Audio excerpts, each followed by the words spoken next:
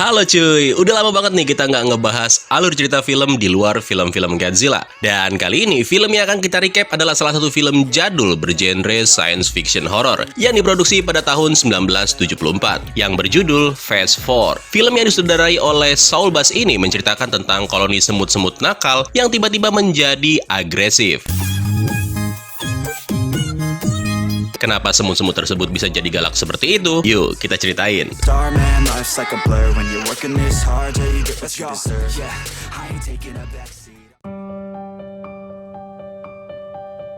Film dibuka dengan sebuah peristiwa luar angkasa yang masih belum diketahui. Apa efek dari peristiwa tersebut? Para ilmuwan mulai berdebat tentang berbagai macam kemungkinan, mulai dari perubahan medan magnet sampai ke prediksi gempa bumi. Namun dari semuanya itu, ada satu jenis makhluk yang terkena imbas dari peristiwa tersebut, yaitu para semut.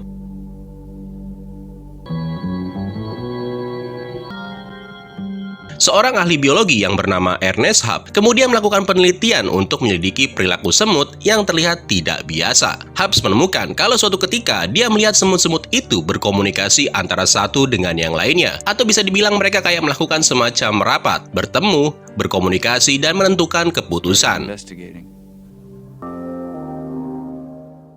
Gak lama setelahnya, tampak seekor semut yang berwarna hijau yang berhasil masuk ke dalam koloni dan meracuni ratu semut. Alhasil, kekacauan pun terjadi. Di bawah perintah si ratu semut, mereka tiba-tiba menjadi agresif dan kemudian memicu perang saudara antara semut hitam dan juga semut merah. Para semut hitam lalu mulai menyerang predator lain, seperti laba-laba, belalang, kelabang, atau apapun itu, yang kemudian menyebabkan lonjakan naiknya populasi semut secara drastis. Dari sana, adegan lalu berpindah, di mana Dr. Happ bersama dengan temannya yang bernama James sedang berada di sebuah kota yang udah lama ditinggalkan oleh penghuninya, yang mana tujuan mereka ke sini adalah untuk mendirikan pusat penelitian. Nah, ketika lagi menyelidiki area tersebut, mereka menemukan beberapa pilar yang menjulang tinggi dengan celah di bagian atasnya. Di sini, Haps langsung memfoto bagian atas pilar tersebut, yang tanpa disadari ternyata para semut sedang menjaga sekaligus mengawasi pilar-pilar itu.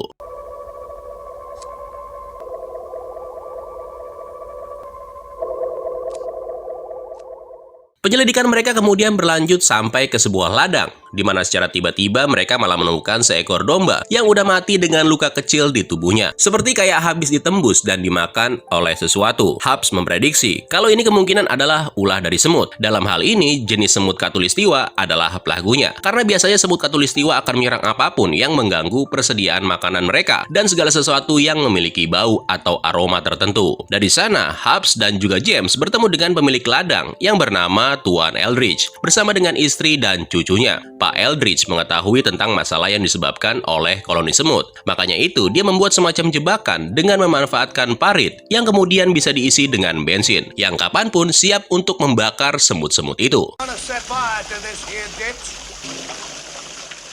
Namun karena kehadiran Haps ke sini adalah untuk membangun fasilitas, maka dia pun menyarankan Pak Eldridge supaya mau melakukan evakuasi demi keselamatan keluarganya.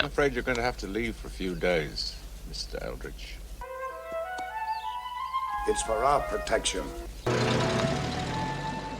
Singkat cerita, setelah beberapa lama, akhirnya fasilitas penelitian pun berhasil dibangun, yang lokasinya nggak jauh dari pilar. Namun dengan segala kelengkapan yang mereka miliki, rupanya Haps dan juga James masih belum menemukan informasi akurat tentang koloni semut. Bahkan selama 12 hari terakhir nih, mereka terus mendapatkan panggilan telepon dari orang-orang yang mendanai aktivitas tersebut, yang menyebutkan kalau mereka harus mengumpulkan data para semut secepat mungkin, karena mereka sekarang sudah kehabisan waktu. Nah, masalahnya, Haps nggak bisa mencari informasi kalau semut-semut itu masih berada di bawah tanah.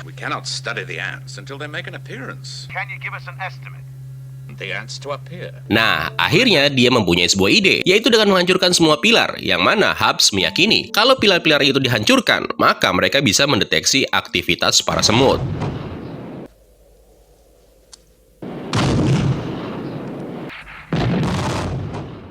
Dan benar aja, di malam harinya, semut menyerang rumah dan memangsa kuda peliharaan milik Pak Eldridge. Uniknya, meskipun rumah Pak Eldridge dipagari oleh parit yang berisi bensin, tapi para semut itu bisa melewatinya dengan menggunakan dedaunan yang tergenang di sekitar parit. Dengan sekuat tenaga, Pak Eldridge mencoba mencegah semut-semut itu memangsa kuda milik cucunya yang bernama Kendra. Namun sayang, mereka nggak berhasil. Apalagi setelah mengetahui kalau rumah mereka sedikit demi sedikit mulai roboh akibat digerogotin sama semut-semut itu.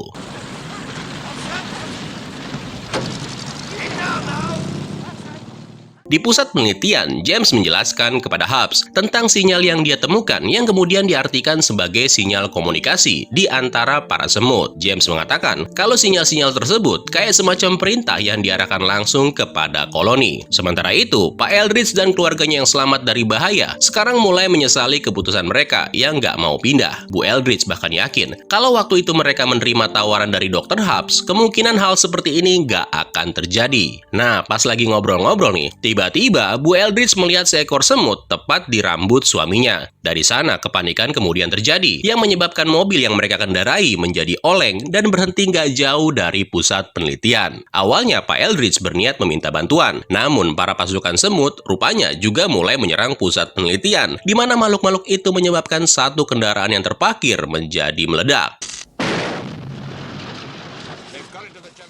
Hobbs yang mengetahuinya langsung menyemprotkan cairan beracun di sekitar area yang tanpa disadari cairan tersebut rupanya juga mengenai keluarga Eldridge yang berada di luar. Pagi harinya, Hobbs dan juga James memeriksa keadaan di luar dan betapa terjungkalnya mereka ketika mengetahui kalau bapak dan ibu Eldridge meninggal dalam keadaan yang mengenaskan. Di sini James sempat merasa kesal dengan Hobbs karena Hobbs sepertinya lebih memperdulikan untuk mencari tahu kenapa kendaraan mereka bisa meledak ketimbang menyadari kalau ada orang-orang yang tewas di area tersebut. Nah, karena didesak oleh James, akhirnya Hobbs memeriksa jasad dari bapak dan juga ibu Eldridge, di mana mereka kemudian menemukan kalau ada beberapa semut yang terlihat keluar dari telapak tangan yang udah dilubangi.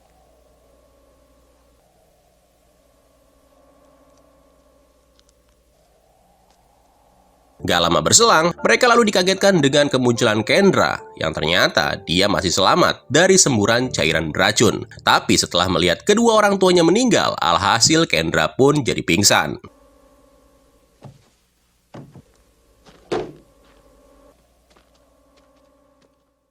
Setelah berada di fasilitas, Hobbs dan juga James mempelajari bagaimana caranya para semut melakukan aktivitasnya. Perhatian si James sempat teralihkan ketika melihat Kendra, sekaligus menyarankan supaya Hobbs mau memanggil seseorang untuk menjemput Kendra keluar dari fasilitas ini. Namun Hobbs sepertinya nggak mau, karena dia khawatir kalau dia melakukannya, maka itu akan membahayakan nyawa mereka nantinya.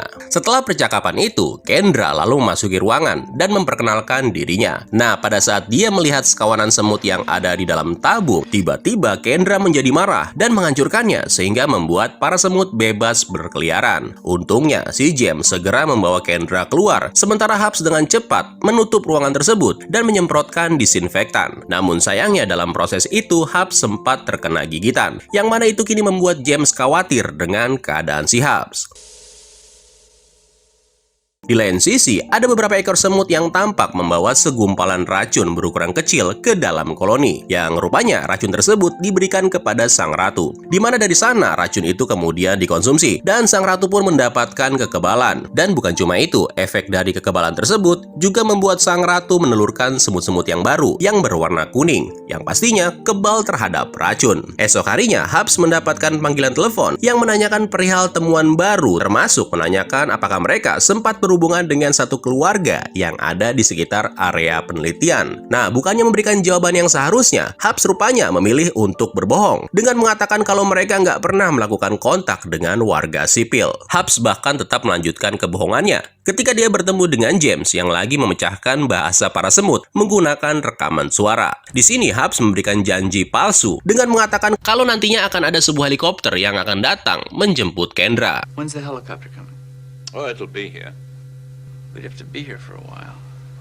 Pagi harinya, James yang berniat mengajak Kendra sarapan, tiba-tiba dipanggil oleh Hobbs, di mana dia rupanya ingin memberitahu sesuatu. Ternyata, pilar-pilar yang sebelumnya diledakkan, sekarang malah secara kebetulan bisa memantulkan cahaya matahari tepat ke arah fasilitas. Yang itu berarti, cepat atau lambat, suhu di dalam fasilitas akan terasa sangat panas. Dan bukan cuma itu, Hobbs menunjukkan lewat kamera pengintai kalau para semut sudah berevolusi, di mana mereka kini mempunyai semut berwarna kuning yang kebal terhadap racun. Hobbs sebenarnya udah mengetahui perihal kecerdasan yang dimiliki oleh para semut, bahkan sejak pertama kali dia melakukan penelitian. Tapi dia sengaja merahasiakannya, karena kalau enggak, Hobbs yakin James nggak bakal mau menjalani penelitian ini. Nah, karena menyadari kalau sepertinya Hobbs nggak menghubungi pihak luar untuk menjemput Kendra, akhirnya James berniat melakukannya demi menyelamatkan mereka semua. Tapi sayangnya,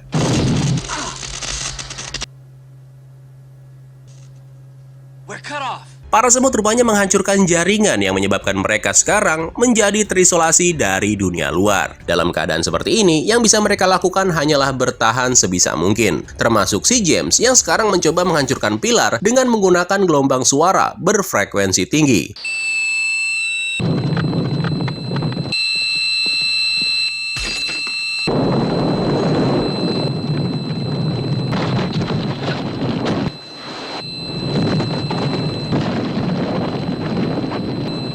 Dan dia berhasil. Beberapa pilar jadi hancur sehingga menyebabkan suhu di dalam fasilitas kembali turun. Sementara itu, seekor semut hitam mencoba menggigit salah satu kabel di dalam mesin pendingin. Yang tanpa disadari oleh si semut hitam, ada satu ekor belalang sembah yang kemudian memangsanya. Pertarungan tersebut rupanya diawasi oleh semut hijau, di mana dari sana si semut hijau tadi menyerang belalang sembah yang pada akhirnya membuat kerusakan pada alat pendingin ruangan. Singkat cerita, setelah kebakaran pada sirkuit berhasil dipadamkan, mereka menemukan bahwa para semut telah secara sistematis merusak semua hal yang berhubungan dengan elektronik, sistem komunikasi, pendingin, dan juga pemancar gelombang suara yang sebelumnya berhasil membuat pasukan tempur semut berwarna kuning gugur di medan pertempuran. Malam harinya, ketika temperatur fasilitas sudah turun ke keadaan seharusnya, James mengirimkan sinyal kepada koloni semut. Tapi uniknya, pada saat Hubs menanyakan perihal sinyal seperti apa yang dikirimkan oleh James, Hubs hanya melihat garis berbentuk kotak yang kemudian dijelasin oleh James kalau itu merupakan kode matematik yang diyakini sebagai bahasa universal bagi sesama makhluk cerdas. Sementara itu di kamarnya, Kendra yang lagi tertidur didatangi sama seekor semut hijau yang naik ke tubuhnya.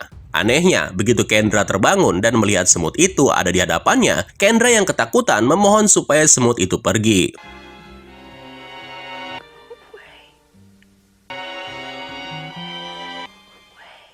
Next, di pagi hari, ketika matahari mulai terbit, pilar yang tersisa kembali memantulkan sinar matahari ke fasilitas.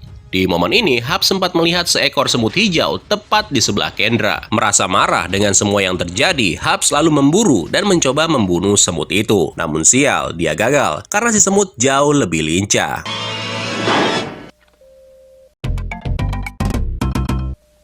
Got him!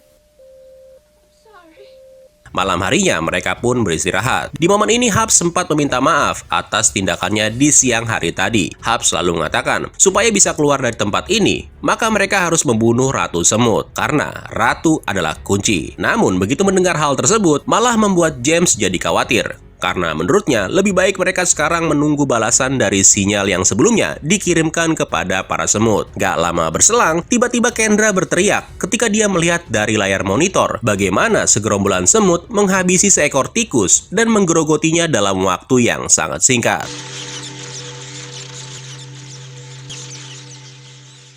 Nah, beberapa saat kemudian, tanpa diduga, James menerima sinyal balasan dari para semut, yaitu sebuah gambar yang memperlihatkan kotak besar dengan lingkaran dan titik kecil tepat di dalam lingkaran tersebut. Awalnya, James bingung dengan gambar itu. Tapi setelah dipikir-pikir, akhirnya dia menyadari kalau itu merupakan penggambaran diri mereka sendiri yang sekarang sedang dijadikan bahan uji coba oleh para semut untuk mencari mana manusia yang terpintar dan yang paling kuat. Kayak kelinci percobaan lah. Nah, masalahnya James masih belum tahu arti dari titik kecil yang ada di dalam gambar. Dari sana, James kemudian berasumsi kalau lingkaran yang besar adalah fasilitas mereka, maka kemungkinan titik yang kecil merupakan seseorang. Yang itu berarti para semut menginginkan salah satu dari mereka. Nah, gak lama kemudian, Hubs memanggil James dan memintanya untuk melihat ke layar monitor. Yang mana Hubs sangat yakin kalau dia baru aja menemukan lokasi di mana tepatnya sang Ratu Semut berada. Di lain sisi, Kendra yang ketakutan begitu mengetahui kalau para semut menginginkan seseorang dari mereka, kemudian keluar dan mencoba menenangkan diri. Namun bukan ketenangan jiwa yang dia dapatkan, melainkan kakinya malah digigit oleh semut. Nggak pakai sepatu lagi. Sementara itu di dalam, Hubs yang lagi mempersiapkan diri melakukan penyerangan kepada sang Ratu Semut, mencoba memaksa James untuk ikut berperang bersama dengan dirinya. Sempat terjadi perdebatan ketika James menolak permintaan itu dan lebih memilih untuk menggunakan cara yang lain. James lalu mengungkapkan sebuah rahasia kalau sebenarnya titik kecil yang dimaksud oleh para semut adalah si Hubs. Ya, para semut menginginkan Hubs. Namun rupanya Hubs nggak peduli, di mana dia kemudian pergi meninggalkan fasilitas. Sementara James menemukan selembar surat yang ditulis oleh Kendra, yang ternyata si Kendra berniat mengorbankan dirinya supaya Hubs dan James bisa selamat. Nah, karena nggak mau nantinya ada yang terbunuh lagi, James dengan cepat pergi untuk mencegah Hubs melakukan tindakan konyol. Tapi sayang, Hubs tiba-tiba terjatuh ke dalam lubang dan mati dengan cara yang mengenaskan.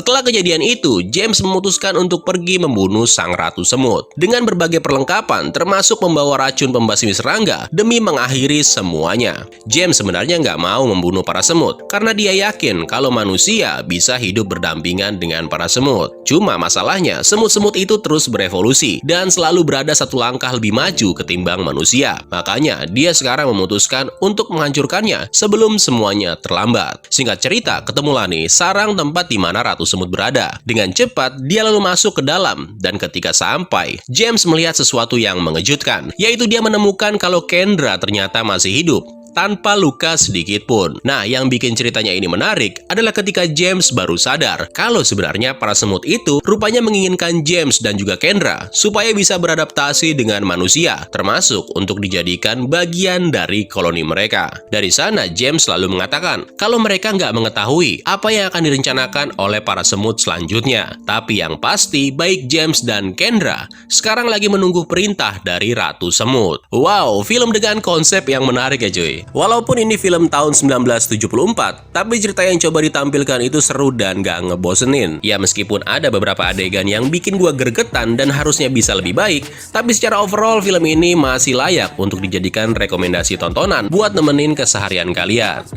So kalau gitu, gua pamit undur diri. Terima kasih buat yang udah nonton, dan sampai jumpa. Keren lo semua. Ciao.